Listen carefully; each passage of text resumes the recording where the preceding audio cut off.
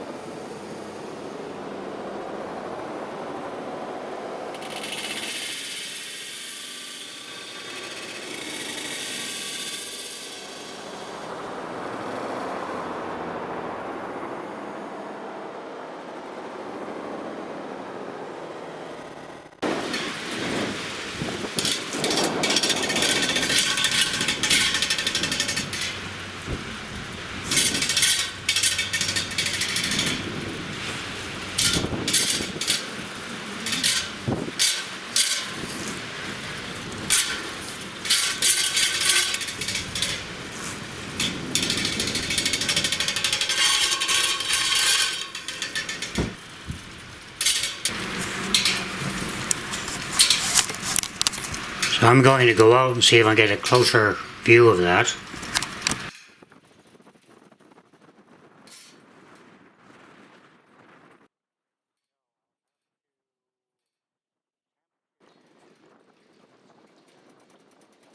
But the sensor is still working because the RPM indicator is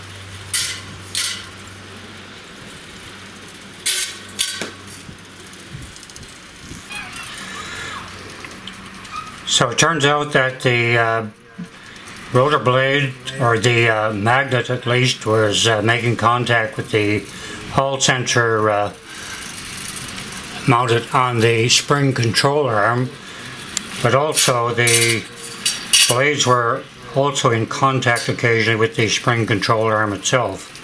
So I need to bend that back or modify it to compensate for that.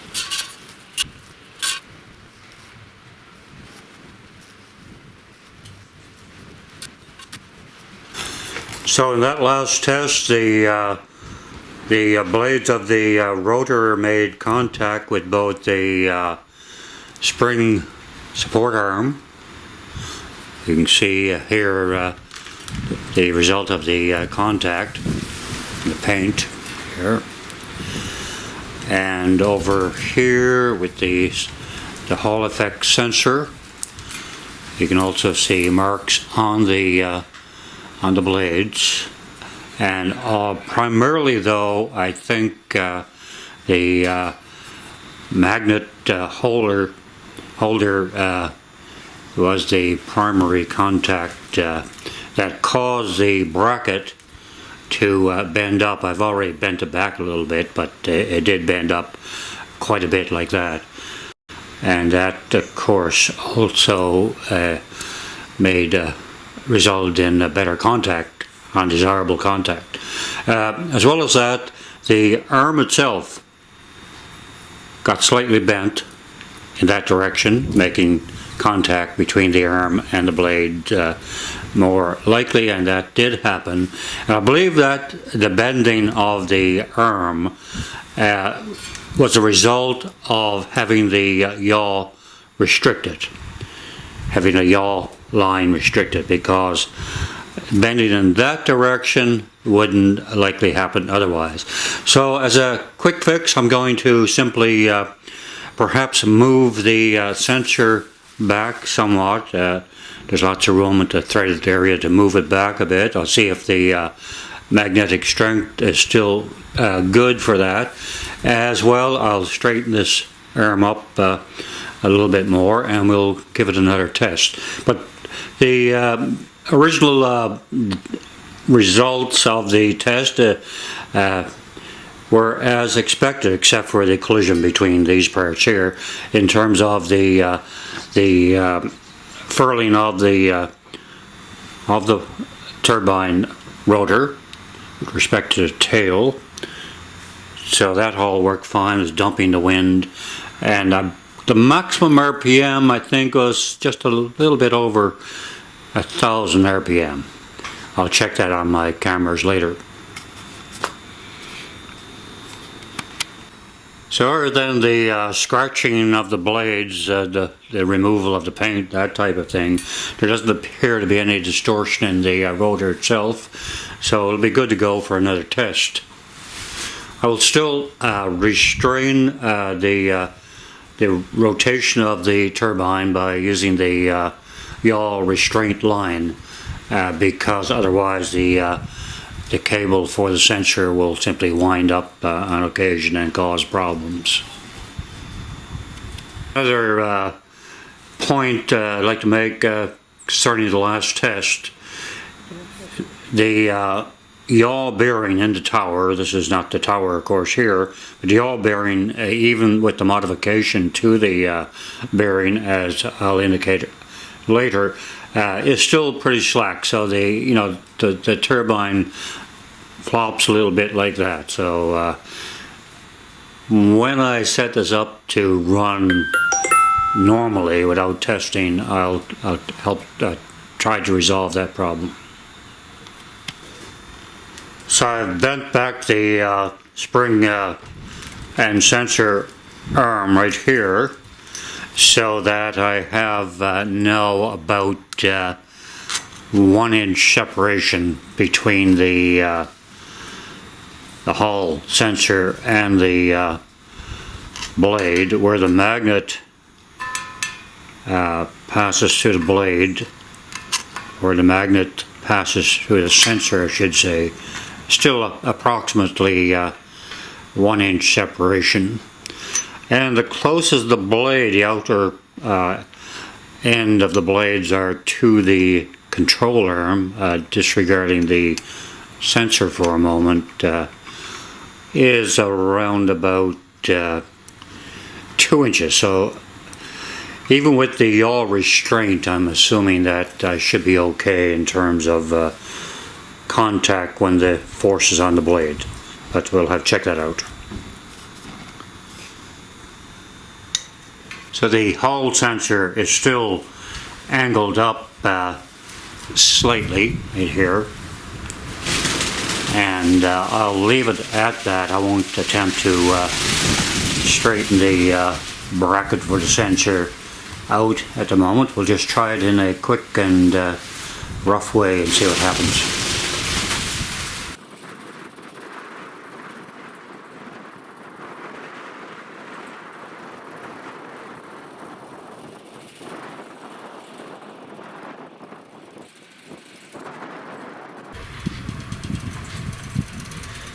So the turbine's been dumping wind as designed. A furling mechanism that is installed on this regular decorative wind turbine is doing its job, and the turbine RPM has been limited to just over 1,000 RPM with the furling mechanism in place. So that should make for a survivable machine even in extreme wind conditions. You get a significant stroboscopic effect there with this camera. So even though the turbine is turning 800 or so RPM, it appears to be going much slower.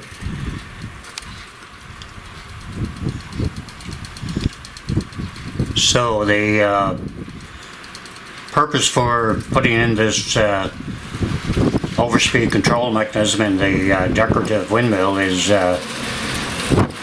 number one, have the windmill survive in high wind conditions, and to make the windmill more practical and safer when mounted in a domestic type of situation.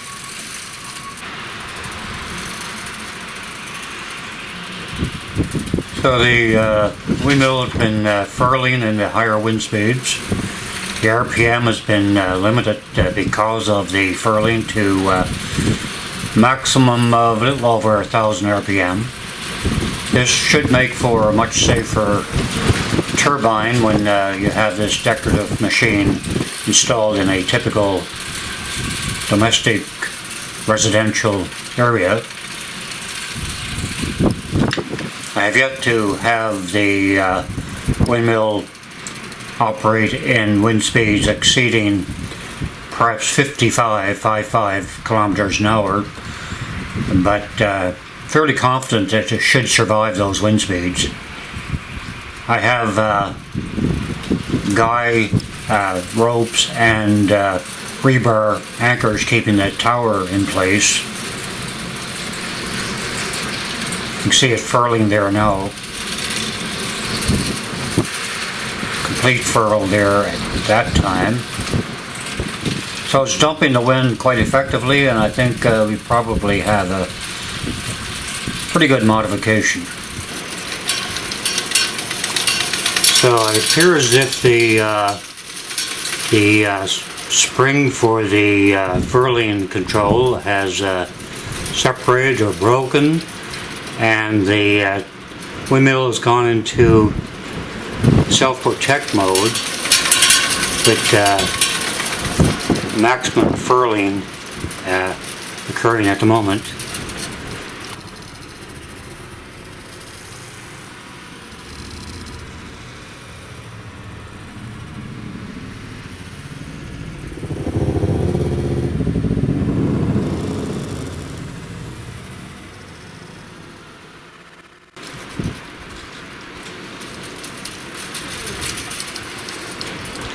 There's also a noticeable vibration going on. The tower is shaking.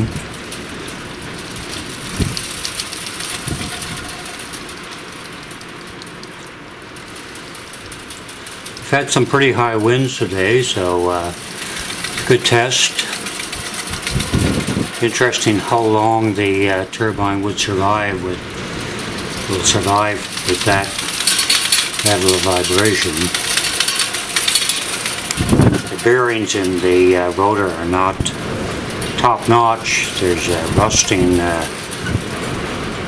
for example, visible after just a short time. So we'll have to keep an eye on it.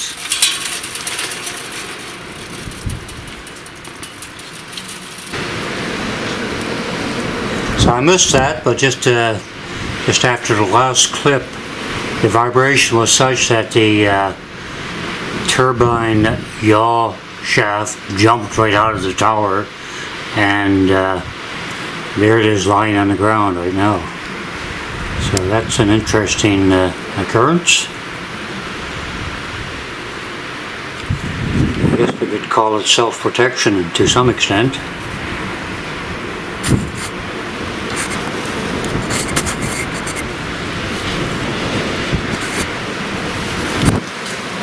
So the wind speed when the windmill jumped out of the tower was in the area of 65 kilometers an hour. That's after the furling control spring separated.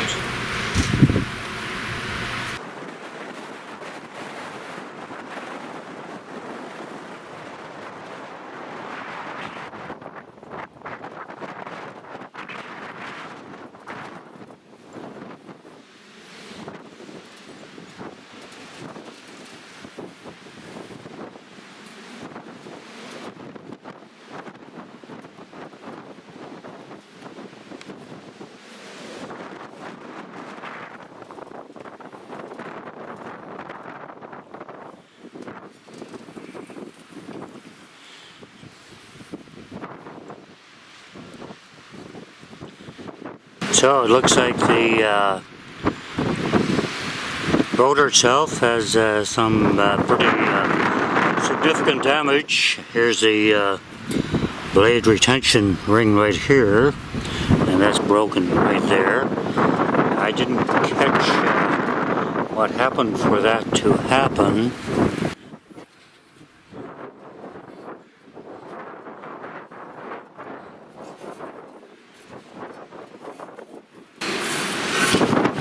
However, I don't see the blade that held the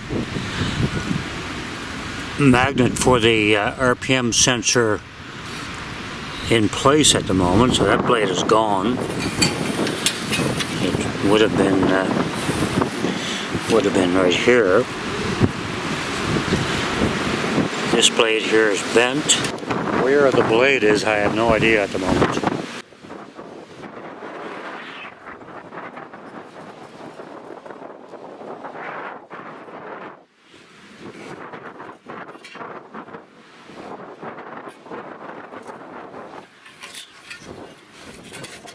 So the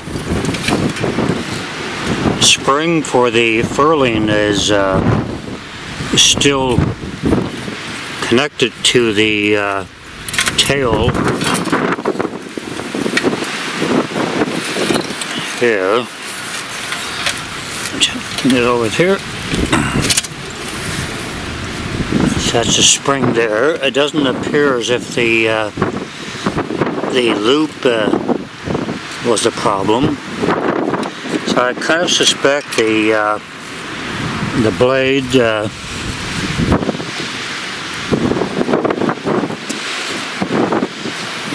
separated through fatigue or possibly with contact with the cup holder for the magnet, but I'm not sure about that. At any rate, it kind of demonstrates once again the power of the wind and the necessity for preparation for any contingency. These decorative farm type windmills clearly would not survive in our wind conditions that we have here. I have 2-foot rebar in each of the 4 legs. As well, I have guy wires, or at least guy ropes, on each of the legs. The gap here is the missing blade, and that particular blade also contained the magnet. The magnet was set in a screwed-on cup. So I have to find the blade.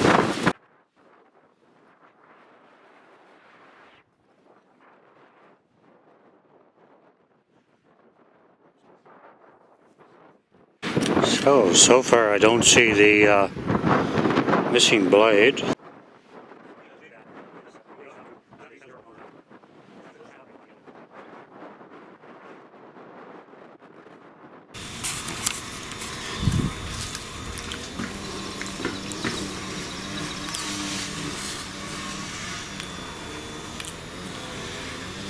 So in that last test, as you can see, I lost the blade on the turbine.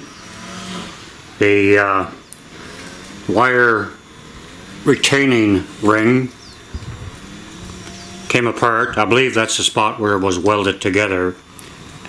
Here and right there and there. It bent out as shown there pretty well. The blade separated from the welded joint right here. It's a pretty flimsy connection actually, but that's the way all the blades are. The spring arm shown right here, the spring disconnected from that right here, the loop came off, but the spring arm got bent again, as same way it happened previously. So it'll bend right here, and that would place the the magnet that was on the missing blade, close to the sensor right here, closer, and also the bent arm would place the outer parts of all blades closer to the end of the spring arm. So quite possible there was a contact between the magnet holder, which is quite substantial and screwed on, bolted on, and that caused the blade to separate right here, and the blade flew out, presumably. I didn't catch this on video, so, and broke through the wire retaining ring and took off. So that appears to be the sequence in terms of what happened there.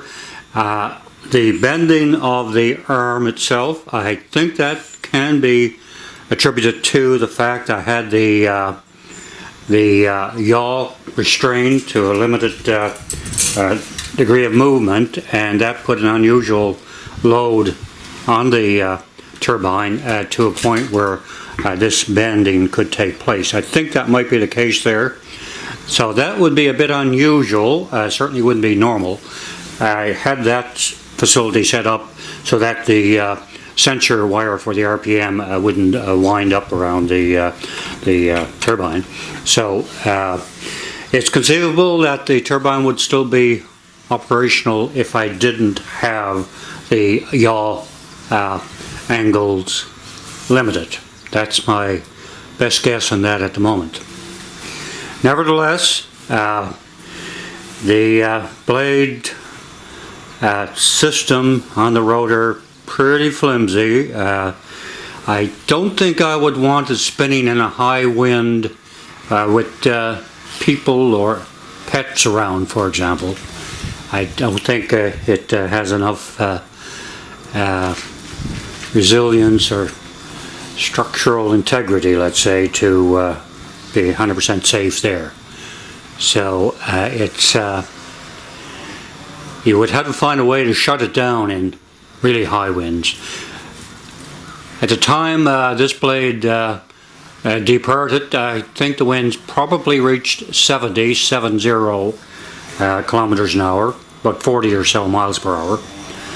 And that is not too uncommon in this area.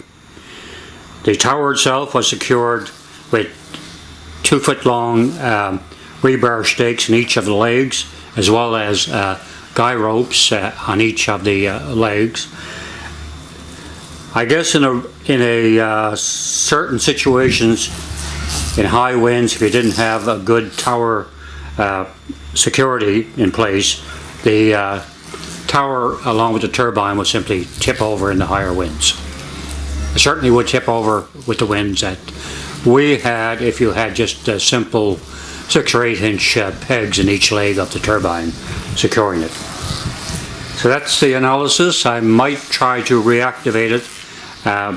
Difficult, I found, to attach a blade again. I might reconnect the blade retention ring and maybe counterbalance the whole thing with a weight of some sort.